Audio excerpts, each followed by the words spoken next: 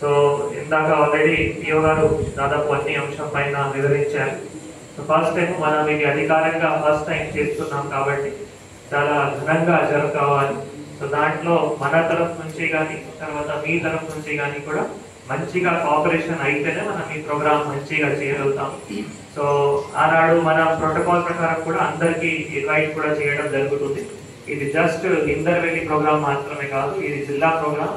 ముఖ్యంగా ఇది రాష్ట్ర ప్రోగ్రామ్ కూడా మనం తప్పకుండా చెప్పాల్సిన అవసరం ఉంటుంది.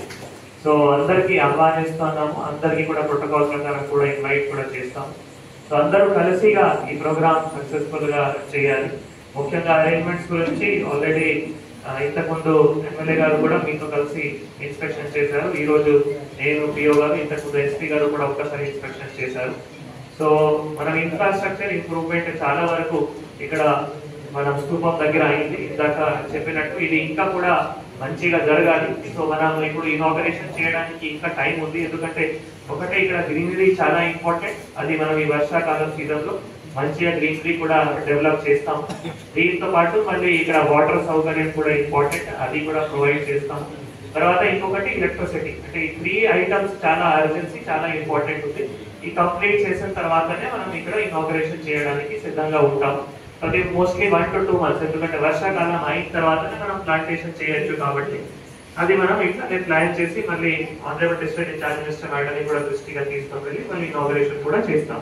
20th నాడు మనం ఇందాక పిఓ గారు చెప్పినట్టు మనం ఇనాగరేషన్ ప్రోగ్రామ్ లేదు, ఆనాడు మీటింగ్ మాత్రమే ఉంది. సో మీటింగ్ సంబంధించిన ఏర్పాట్ల గురించి మళ్ళీ ఇక్కడ ఈ ట్రైబల్ వెల్ఫేర్ గారు, తర్వాత మన పిహెచ్ఓ హార్టికల్చర్ ఆఫీసర్ గారు, అందర్ పిఓ గారు ఆధ్వర్యంలో అన్ని అరేంజ్మెంట్స్ కూడా చేస్తారు. సో టెంట్ అరేంజ్మెంట్ కానీ, డయస్ అరేంజ్మెంట్ కానీ, తర్వాత పబ్లిక్ అడ్రస్ సిస్టమ్ కూడా చాలా కరెక్ట్ గా ఉండాలి, చాలా మంచిగా ఉండాలి. అవి అంతా చూసుకోండి. బ్యాక్ డ్రాప్ ఫ్లెక్సీ కూడా ప్రోటోకాల్ ప్రకారం ప్రతి ఒక్కరికి, ఎందుకంటే మళ్ళీ చెప్తున్నాము జిల్లా ప్రోగ్రామ్ ఉంది కాబట్టి బ్యాక్ డ్రాప్ ఫ్లెక్సీ కూడా మళ్ళీ దాని ప్రకారం ఏర్పాట్లు కూడా చేయాలి. తర్వాత ఈ కార్పెట్ అరేంజ్మెంట్స్ కానీ, తర్వాత చైర్ అరేంజ్మెంట్స్ కానీ, తర్వాత మేజర్ ఇందాక పిఓ గారు చెప్పినట్టు మనం ట్రైకాల్ నుంచి 10 లక్షలు 15 గురికి 1,50,00,000 ఆల్రెడీ శాంక్షన్ కూడా అయింది.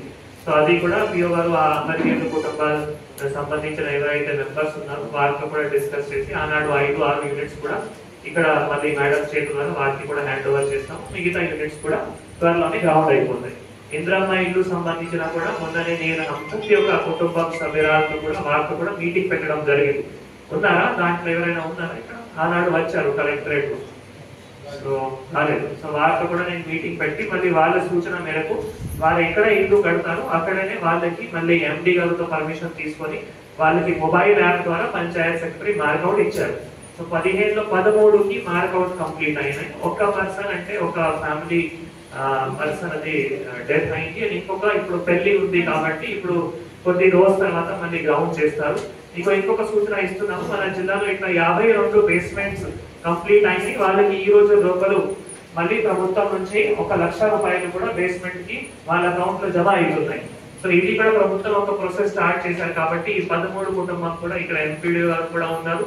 తర్వాత మిగతా కొన్ని బోత్లో ఉన్నాయి, తర్వాత కొంత నెరడిగుంటలో ఉంది, కానీ మేజర్ గా ఎక్కువ అంటే ఇక్కడ ఇందర్వేలిలో ఉంది కాబట్టి సో అవి కూడా మనం త్వరలోనే వాళ్ళకి గైడెన్స్ ఇస్తూ కంప్లీట్ చేసుకుంటూ వాళ్ళకి కూడా 1,00,000 రూపాయలు బేస్మెంట్ కంప్లీట్ అయిన తర్వాత వెంటనే అకౌంట్ లో కూడా జమ అయింది. ఆ ప్రాసెస్ కూడా మనం స్టార్ట్ చేసాము, దాన్ని కూడా మానిటరింగ్ చేస్తున్నాం.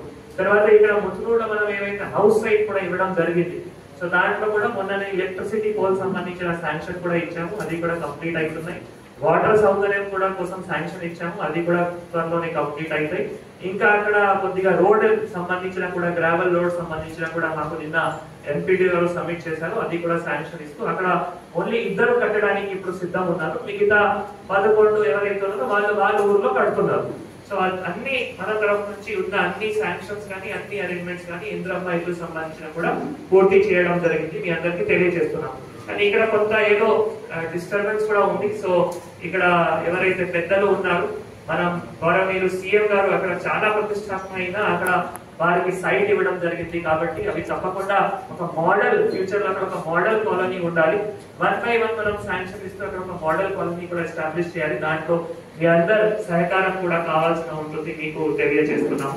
ముఖ్యంగా ఇంకా ఈ మీరు ఈ స్తూపం సంబంధించిన ఇంకా ఇన్ఫ్రాస్ట్రక్చర్ గురించి కూడా అన్నారు.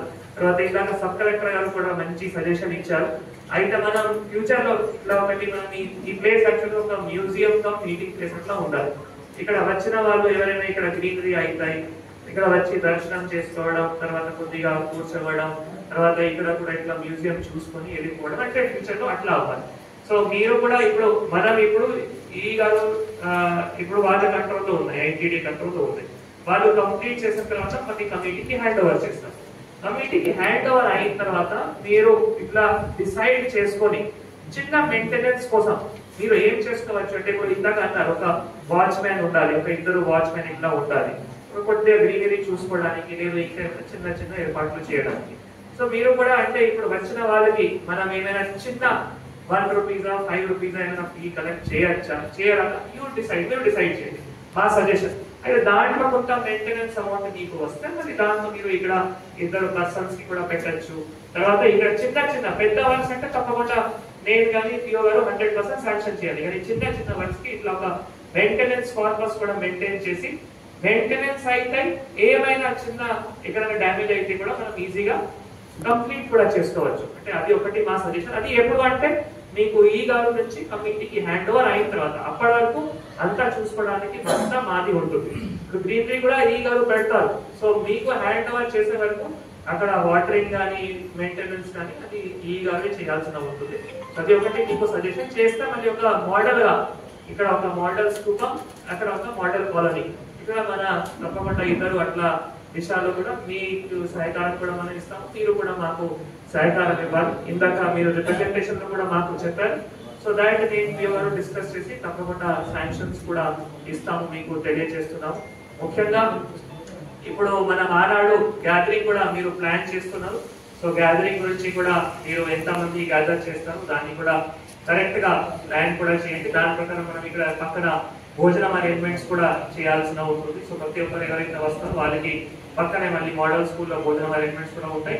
తర్వాత వివిఐకి సంబంధించిన కూడా ఎక్కడైనా మనం లంచ్ అరేంజ్మెంట్స్ కూడా అట్లా కూడా చేస్తాము. పార్కింగ్ అరేంజ్మెంట్స్ కానీ, లా అండ్ ఆర్డర్ అరేంజ్మెంట్ కానీ ఇందాక ఏఎస్పీ గారు అన్నారు. సో ఐటీడీ ఆధ్వర్యంలో, జిల్లా అడ్మినిస్ట్రేషన్ ఆధ్వర్యంలో ఈ ప్రోగ్రామ్ సజావుగా మంచిగా ఘనంగా కూడా జరుపుకుంటాం.